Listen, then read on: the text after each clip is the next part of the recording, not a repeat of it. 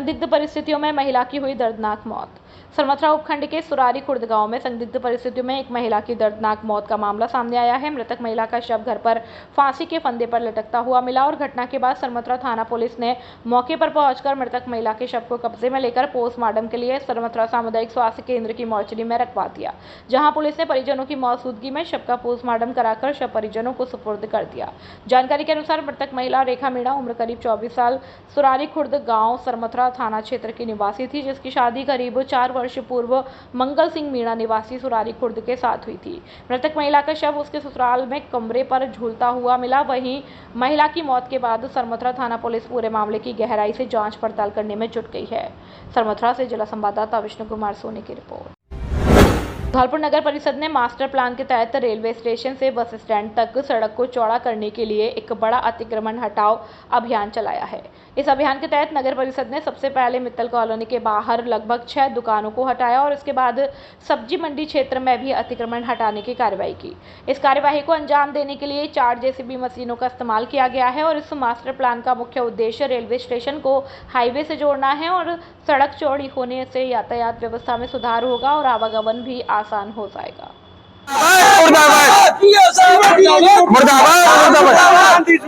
जी, किस चीज की दुकान थी आपकी? हमारी कपड़े की दुकान है, मैचिंग सेंटर है, मैचिंग सेंटर है। दुकान नंबर 12, दुकान नंबर 13, दुकान नंबर 14।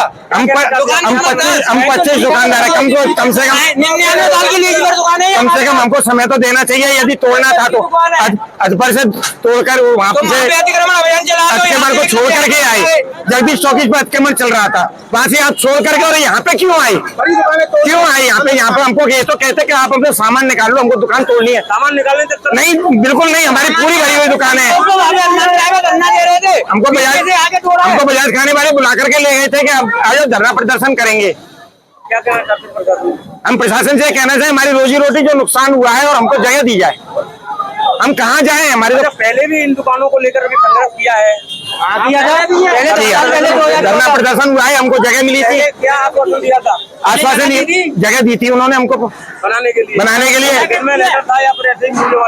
मुझे दिया था। उन्होंने ही बनवाई थी दुकानें। नगर प्रशासन ने 25,000 रुपए लेके बनवाई थी दुकानें। कौन थे? सभापति शर्मा जी थे और 25,000 रुपए लिए थे उन्होंने, जब हमको दुकान बना के दी थी। 25,000 की कोई रसीद वगैरह? कोई रसीद नहीं थी, बनवा के दी थी। खर्चा हुआ था, खर्चा हुआ है दुकानों में। युवक से मारपीट के 5 दिन बाद भी नहीं हुई कार्यवाही। न्याय की राय में मेडिकल रिपोर्ट बनी बहाना। धौलपुर जिले में कानून व्यवस्था पर एक बार फिर सवाल खड़े हो गए हैं। बीते 5 दिन पहले गौरव पथ पर 2 कारों में आए 15-16 युवकों ने एक युवक के साथ बेरहमी से मारपीट की और जिसकी एफआईआर स्थानीय थाने में तत्काल दर्ज करवाई गई। लेकिन हैरानी की बात तो यह है कि इतने दिन बीत जाने के बाद भी पुलिस ने अभी तक कोई ठोस कार्यवाही नहीं की। पीड़ित परिवार का आरोप है कि उन्होंने सभी सबूत, medical report, CCTV footage police को सौंप दिए हैं, फिर भी आरोपी खुलेआम घूम रहे हैं। पीड़ित परिवार की प्रशासन से मांग है कि इस मामले में त्वरित कार्रवाई की जाए और दोषियों को जल्द से जल्द गिरफ्तार किया जाए। मैं विक्रम पचौरी। 15 अगस्त को रात्रि में 15-20 लोगों ने मेरे को जान से मारने की कोशिश की गई है, जिसका मैंने घटनाक्रम कोतवाली में मुँह जबानी और लिखित में एफआईआर में दिया गया है, जिसके 6 दिन आज हो गए हैं। इस पर मेरे को कोई भी कार्रवाई दिखाई नहीं दी गई है। मैं यही चाहता हूँ कि दोषियों के खिलाफ सख्त से सख्त कार्रवाई हो और मुझे न्याय मिले। एबीवीपी ने पीजी कॉलेज मार्ग पर मीट के अवशेषों को फेंकने का किया विरोध।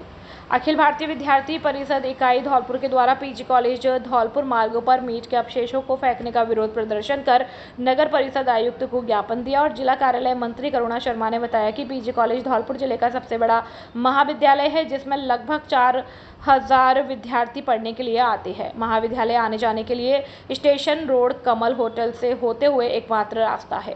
इस रास्ते से कई गांव भी जुड़े हुए हैं और इस रास्ते पर मीट का धंधा करने वाले दुकानदारों के द्वारा रास्ते पर मीट के अवशेषों को फेंक दिया जाता है, जिससे दुर्गंध का सामना करना पड़ता है। वहीं नगर महामंत्री संभव गर्ग ने बताया कि मीट का धंधा करने वालों अपने काम निकालने के बाद सड़क के किनारे फेंके गए अवशेषों के सड़ने से वातावरण प्रदूषित हो रहा है। लोगों में संक्रमण फैलने की भी आशंका बनी रहती है और नतीजा ये है कि दुर्गंध से लोगों का जीना मुश्किल हो जाता है और इसकी बदबू से बीमारी फैलती है। नगर मंत्री सूरज गुर्जर ने बताया कि पहले भी कई बार ज्ञापन दे चुके हैं और किसी प्रकार की कोई सुनवाई नहीं की गई है। अतः अगर 7 दिन के अंदर वहां से मीट के अवशेष फेंकने पर रोक नहीं लगाई गई तो विद्यार्थी परिषद के कार्यकर्ताओं के द्वारा उग्र आंदोलन किया जाएगा, जिसकी जिम्मेदारी नगर परिषद प्रशासन की होगी। इस मौके पर जिला संयोजक समरथ गुर्जर, पीसी कॉलेज इकाई अध्यक्ष अभिषेक राणा, जतिन अग्रवाल, विकास अग्रवाल, धीरेन्द्र कुशवाहा, निशा कुशवाहा, हुमन गुर्जर, आकाश दिवाकर, ओम दिवाकर, अमित कुमार इत्यादि कार्यकर्ता मौजूद रहे। वंदे मातरम साथियों, आज अखिल भारतीय विद्यार्थी परिषद द्वारा विद्यार्थी परिषद नगर इकाई द्वारा आयुक्त महोदय को ज्ञापन सौंपा गया है। तो ज्ञापन में बताया गया है कि जो कॉलेज में पीजी कॉलेज में लगभग 4000 विद्यार्थियों का पढ़ते हैं, तो उसमें कमल पीजी कॉलेज से और कमल होटल के बीच का जो रास्ता है उसमें जो मीट के मांस के अवशेष हैं जो डाले जाते हैं, तो उससे क्या है आने जाने वाले विद्यार्थियों एवं राहगीरों को तो अपने बोलते हैं परेशानी का सामना करना पड़ता है। धन्यवाद। मैं संभवगढ़ नगर से मंत्री। अखिल भारतीय विद्यार्थी परिषद ने नगर परिषद के आयुक्त को ज्ञापन दिया है। अगर 10 दिन के अंदर उचित कार्रवाई नहीं की गई तो विद्यार्थी परिषद उग्र आंदोलन करेगी। इसकी जिम्मेदारी स्वयं नगर परिषद की होगी। कृषि पर्यवेक्षक संगठन ने किया ऑनलाइन कार्यों का बहिष्कार, उपखंड अधिकारी के नाम भी दिया ज्ञापन। कृषि पर्यवेक्षक संयुक्त समन्वय समिति के आह्वान पर कृषि विभाग के कृषि पर्यवेक्षकों की चली आ रही 11 सूत्रीय मांगों को सरकार द्वारा नहीं मानने पर 18 अगस्त से अखिल राजस्थान राज्य कृषि पर्यवेक्षक संगठन के ब्लॉक प्रभारी नीरज कुमार शर्मा के नेतृत्व में ब्लॉक सरमथुरा में सभी कृषि पर्यवेक्षक और वरिष्ठ कृषि पर्यवेक्षकों ने कृषि विभाग के सभी सरकारी ऐप को अनइंस्टॉल कर ऑनलाइन विभागीय कार्यों का बहिष्कार कर दिया है। और ब्लॉक प्रभारी नीरज कुमार शर्मा ने बताया कि 11 सूत्रीय मांगों को लेकर पहले चरण में सहायक निदेशक कृषि विस्तार धौलपुर को ज्ञापन दिया गया और उसके बाद दूसरे चरण में मुख्यमंत्री व कृषि मंत्री के नाम जिला कलेक्टर को ज्ञापन दिया गया। उसके बाद कृषि विभाग के समस्त कृषि पर्यवेक्षक वरिष्ठ कृषि पर्यवेक्षकों द्वारा कृषि विभाग के सरकारी व्हाट्सएप ग्रुप से लेफ्ट हो गए हैं। सरकार ने अभी तक हमारी मांगों को नहीं माने जाने के कारण संयुक्त समन्वय कृषि पर्यवेक्षक संगठन के आह्वान पर सभी विभागीय ऑनलाइन कार्यों का बहिष्कार कर रहे। विभाग द्वारा राज्य किसान सत्यापन ऐप से कृषकों को की पत्रावलियों का भौतिक सत्यापन का कार्य समय पर नहीं होने के कारण तारबंदी, फॉर्म पॉन्ड और सिंचाई पाइपलाइन, कृषि यंत्र सहित अन्य विभागीय योजनाओं में अनुदान मिलने में देरी के साथ ही सीसीई ऐप से फसल कटाई प्रयोग ऑनलाइन संपादित नहीं होने की वजह से कृषकों को प्रधानमंत्री फसल बीमा योजना के तहत फसल बीमा क्लेम मिलना मुश्किल होगा। और ब्लॉक प्रभारी द्वारा बताया गया कि जब तक सरकार द्वारा हमारी मांगों पर द्विपक्षीय वार्ता करके मांगे नहीं मानी जाती तब तक हमारा आंदोलन चरणबद्ध तरीके से जारी रहेगा। इस मौके पर सहायक कृषि अधिकारी नीरज कुमार शर्मा, वरिष्ठ कृषि पर्यवेक्षक कमलेश कुमार वैरवा, कृषि पर्यवेक्षक पविंद्र कुमार मीना, जयप्रकाश मीना, धर्मेंद्र कुमार, अजय कुमार और मीना। अवैध खनन के खिलाफ आंगई थाना पुलिस की बड़ी कार्रवाई।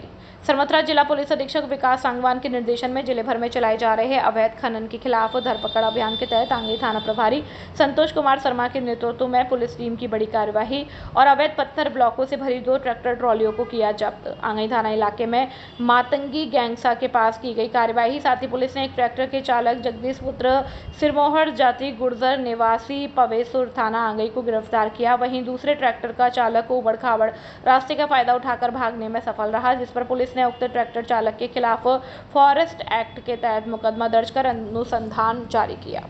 वहीं भागे ट्रैक्टर चालक की तलाश शुरू कर दी गई है। कार्यवाही में आंगई थाना प्रभारी संतोष शर्मा, रामानंद, रामनिवास, देवेंद्र सिंह सहित अन्य पुलिसकर्मी मौजूद रहे। सरमथुरा से जिला संवाददाता विष्णु कुमार सोनी की रिपोर्ट। धौलपुर जिले का सर्वश्रेष्ठ परीक्षा परिणाम देने वाला एकमात्र विद्यालय जीएस उच्च माध्यमिक आदर्श विद्या मंदिर सैपऊ हर वर्ष की भांति इस वर्ष भी जिले स्तर पर लहराया परचम। सर्वश्रेष्ठ परीक्षा परिणाम देना संयोग नहीं, हमारी परंपरा है। धौलपुर जिले में अनुशासन का पर्याय सुरक्षित और संस्कारित वातावरण, अत्याधुनिक सुविधाओं से परिपूर्ण विशाल विद्यालय कैंपस, प्रत्येक कमरे में सीसीटीवी कैमरों से निगरानी, स्मार्ट बोर्ड पर अध्यापन कार्य, अनुभवी विषय विशेषज्ञों की टीम, बच्चों के आने जाने के लिए वाहन सुविधा उपलब्ध है। इस वर्ष 12वीं बोर्ड परीक्षा में हमारे विद्यालय से 29 विद्यार्थियों ने 90% से अधिक अंक प्राप्त किए। वहीं 96 विद्यार्थियों ने 80% से अधिक अंक प्राप्त कर जिले में कीर्तिमान स्थापित किया। लगातार 10 वर्षों से सर्वश्रेष्ठ परीक्षा परिणाम देकर साबित कर दिया कि अब विद्यार्थियों को लाखों रुपए खर्च करके धौलपुर जयपुर सीकर जाने की आवश्यकता नहीं है। आपका जीएस देगा आपको न्यूनतम शुल्क में बेहतरीन परीक्षा परिणाम। निदेशक राज सिंह परमार। अधिक जानकारी के लिए 9983096434 और 8233025714 पर संपर्क कर सकते हैं। सैपू में विद्युत बकायादारों और चोरों के खिलाफ सर्जिकल स्ट्राइक। आदिशासी अभियंता बाड़ी गोविंद सिंह के निर्देशानुसार आज सैपू उपखंड में सहायक अभियंता पुष्पेंद्र चौधरी के नेतृत्व में एक विशेष अभियान चलाया गया। इस अभियान में कनिष्ठ अभियंता शिवम विश्नोई, दीपक शर्मा और विद्युत कार्मिक अमित, रवि, इरफान, राघवेंद्र, अजय, सुनील, मनोज व एफआरटी टीम शामिल थी। टीम ने विद्युत बिल बकायादारों और अवैध विद्युत उपयोगकर्ताओं के खिलाफ कार्रवाई करते हुए 5 बकायादारों के कनेक्शन काटे और लगभग 300 अवैध जंपर केबल हटाकर जब्त किए। साथ ही सैपू सिटी में पैदल मार्च कर गैर उपभोक्ताओं को वैध कनेक्शन लेने के लिए प्रेरित किया गया और बकाया बिल वाले डीसी पीडीसी उपभोक्ताओं को समझौता समिति और राष्ट्रीय लोक अदालत में बिल निस्तारण के लिए प्रोत्साहित किया गया। यह अभियान विद्युत चोरी रोकने और बकाया वसूली के लिए प्रभावी कदम साबित हुआ। ग्राम पंचायतों की मनमानी का दंश झेल रहे नाहरपुरा के ग्रामीण। गांव से 5 किलोमीटर दूर स्थित उपखंड मुख्यालय पहुंचने के लिए 15 किलोमीटर का लगाना पड़ता है चक्कर। बसेड़ी उपखंड की ग्राम पंचायत गुर्जा के गांव नाहरपुरा अमरपुरा को उपखंड मुख्यालय से दोपुरा होते हुए सीधा जोड़ने के लिए महज 5 किलोमीटर का रास्ता है, जिसमें नाहरपुरा से दोपुरा की दूरी 2 किलोमीटर है, जिसके लिए कई दशकों पुराना रास्ता भी बना हुआ है, जो ग्राम पंचायतों की अनदेखी की वजह से अवरुद्ध हो गया है। रास्ते में कीचड़ और गंदगी भरी पड़ी है, जिसकी वजह से इस रास्ते पर लोगों का आवागमन पूरी तरह से बंद हो चुका है, जिस कारण लोगों को अपने गाँव से बसेड़ी पहुँचने के लिए सलेमपुर या जारगा होते हुए 15 किलोमीटर लंबी रास्ता तय करना पड़ता है। ग्रामीणों ने बताया कि वह पूर्व में भी कई बार ग्राम विकास अधिकारी और सरपंच को रास्ते की समस्या के बारे में अवगत करा चुके हैं, लेकिन उन्होंने ग्रामीणों की समस्या पर आज तक ध्यान नहीं दिया। ग्रामीणों ने बताया कि गांव की महिलाओं को प्रसव के समय अस्पताल ले जाने के लिए बड़ी समस्याओं का सामना करना पड़ता है। साथ ही गाँव में कोई भी गंभीर बीमारी होती है तो लोगों को मरीज को 5 किलोमीटर की जगह 15 किलोमीटर का चक्कर लगाकर अस्पताल ले जाना पड़ता है। समस्या के दौरान रामबाबू, लक्ष्मण, रामकिशोर, महेश परमार, राजवीर, पूरन, लवलेश, विजय, कल्ला, माता दिन और हरिओम सहित कई ग्रामीण मौजूद रहे। सभी ग्रामीणों ने उच्च अधिकारियों से गांव दोपुरा से नाहरपुरा तक रास्ते की समस्या के समाधान की गुहार लगाई है। बसेड़ी से अवधेश शर्मा की रिपोर्ट। बसेड़ी की दूरी 5 किलोमीटर है।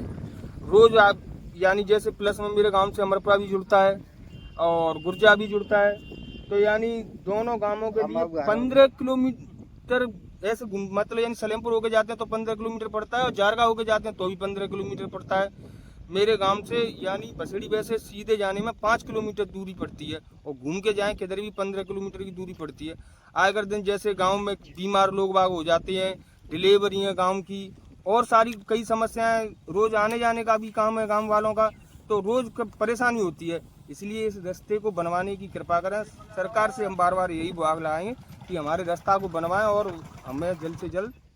हमारे गांव नाहरपुरा से बसेड़ी की दूरी 4 किलोमीटर कहलाई जाती है। वैसे 3 किलोमीटर धोपरा है और 2 किलोमीटर हमारे गांव से धोपरा पड़ता है, वहाँ से 3 किलोमीटर बसेड़ी पड़ती है। हमारे गांव में आए दिन रोज बीमारियां हो रही हैं, डिलीवरी हो रही है। छोटा सा गाँव है, बड़ा गाँव नहीं है। प्लस ना तो हमारी कोई सरपंच सुनता है इस रास्ते की, ना कोई एमएलए साहब सुनते हैं हमारे रास्ते की। कृपया करके सरकार से यही निवेदन है हमारा कि इस रास्ते को जल्द से जल्द ठीक किया जाए और इस रास्ते की सुनवाई की जाए। ये मैं नाहरपुरा का निवासी हूँ साहब। ये रास्ता इतनी खराब है, बसेड़ी के लिए बहुत मतलब परेशानी आती है।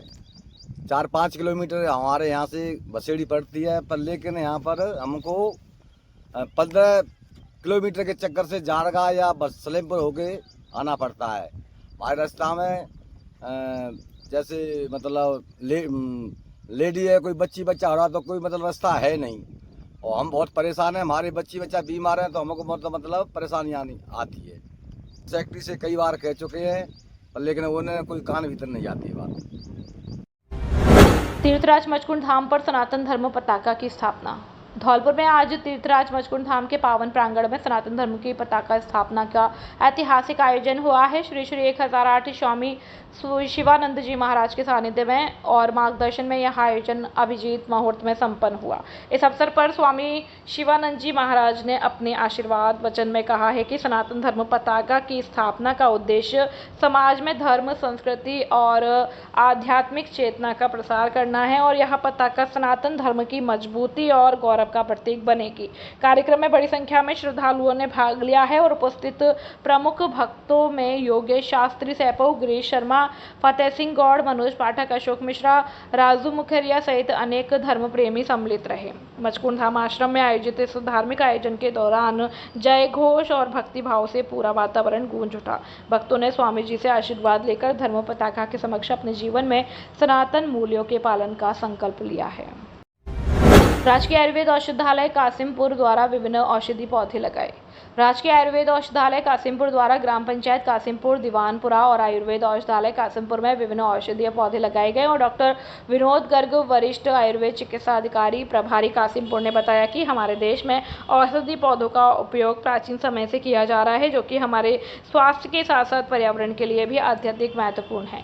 डॉक्टर गर्ग ने औषधीय पौधों के वृक्षारोपण के समय वहां पर उपस्थित ग्रामीण और आमजन को लगाए जा रहे पौधे जैसे कि अर्जुन, अमलतास, पारिजात, आंवला, चमेली, गिलोय, अश्वगंधा, सत्वपर्ण, बेलपत्र, सेजना, जामुन, नीम, बरगद आदि के पौधों की विभिन्न बीमारियों में उपयोग के बारे में जानकारी दी। इस अवसर पर वरिष्ठ आयुर्वेद कंपाउंडर नवल सिंह और पशुपालन विभाग से कमल सिंह सिकरवार ने बताया कि हमें अपने आसपास अधिक से अधिक वृक्षारोपण करना चाहिए तथा उनकी बड़े होने तक देखभाल करनी चाहिए, जिससे कि पर्यावरण स्वस्थ बनेगा। इस अवसर पर बनवारी लाल शर्मा, भानु, साबिर खान, निकेश, ज्वाला सिंह बघेल, धर्मेंद्र राजपूत, आकाश, सुखराम, विपत्तिराम चौधरी, ANM कांता देवी, कमल सिंह, नागार्जुन, आंगनबाड़ी कार्यकर्ता लीना, किशन, सलोनी, विशाल आदि उपस्थित थे। अंत में सभी के सहयोग के लिए डॉक्टर विनोद गर्ग ने सभी का धन्यवाद और आभार व्यक्त किया। पूर्व प्रधानमंत्री स्वर्गीय राजीव गांधी की जयंती पर श्रद्धांजलि सभा का हुआ आयोजन।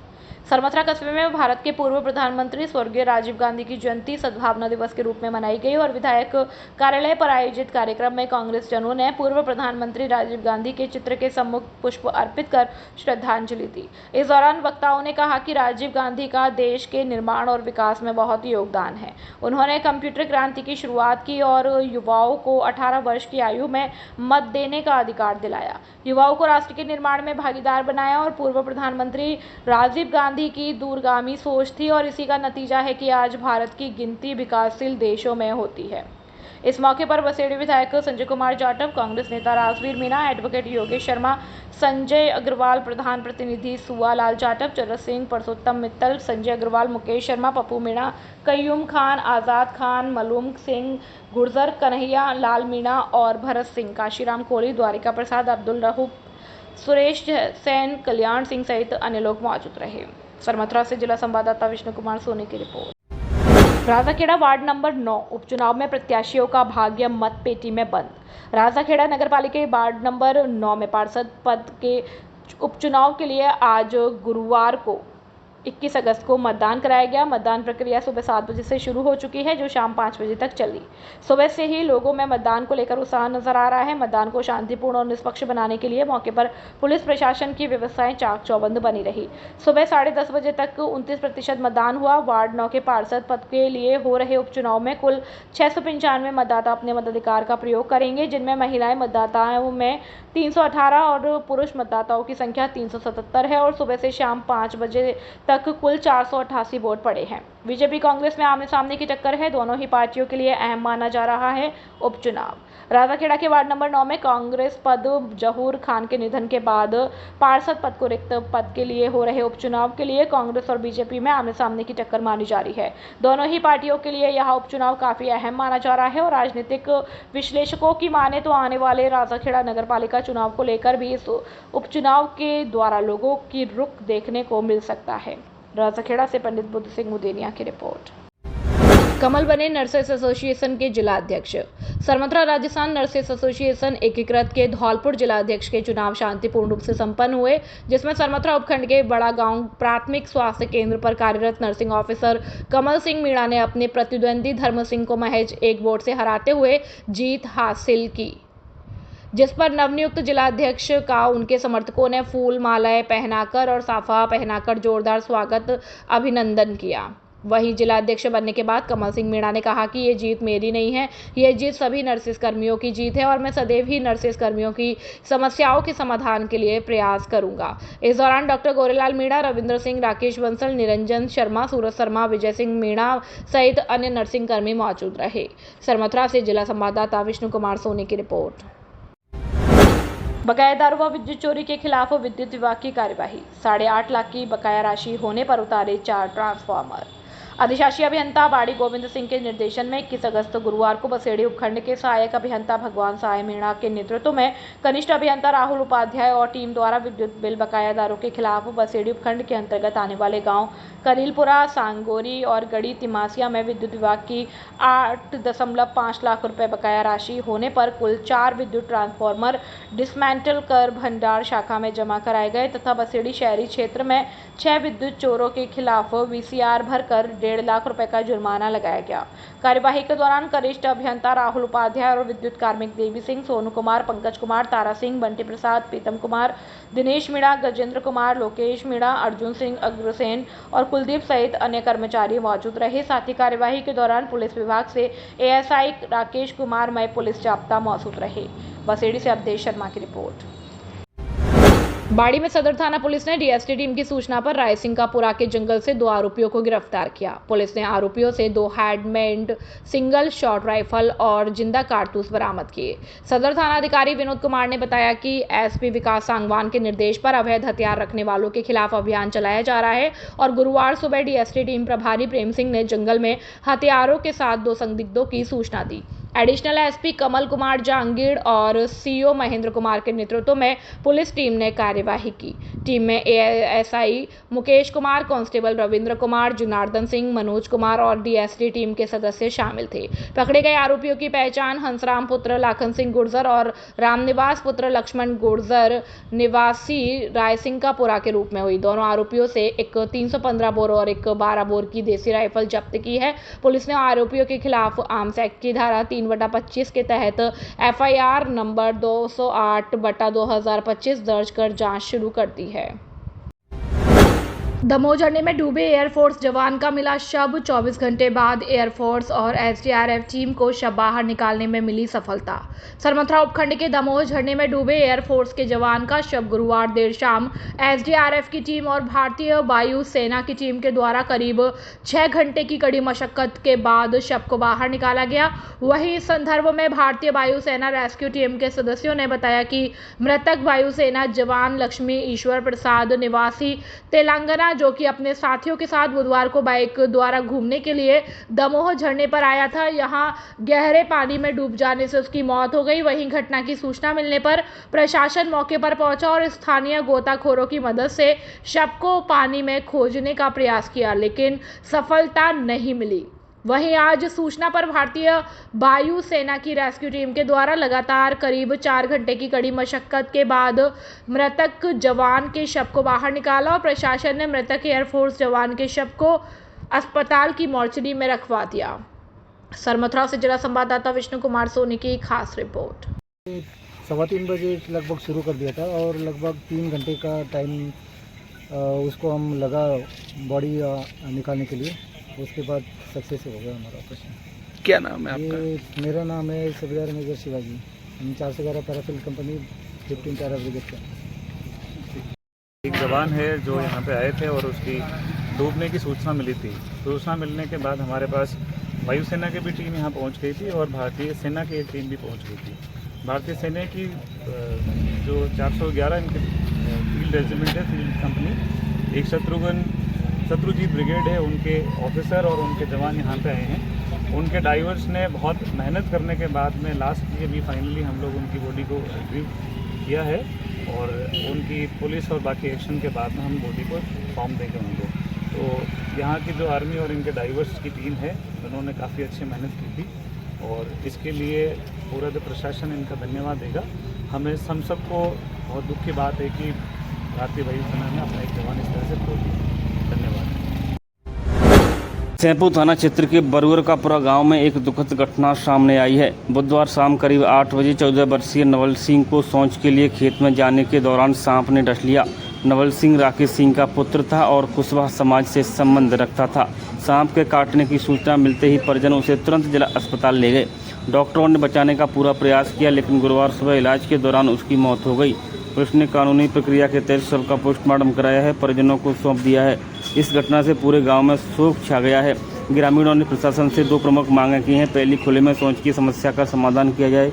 दूसरी, ग्रामीण क्षेत्र में सर्पदंश के मामलों से निपटने के लिए बेहतर प्राथमिक चिकित्सा सुविधा उपलब्ध कराई जाए। यह घटना ग्रामीण क्षेत्र में मूलभूत सुविधाओं की कमी को उजागर करती है। साथ ही यह एक परिवार के लिए अपूरणीय क्षति है। सैंपल से अजीत परिहार की रिपोर्ट।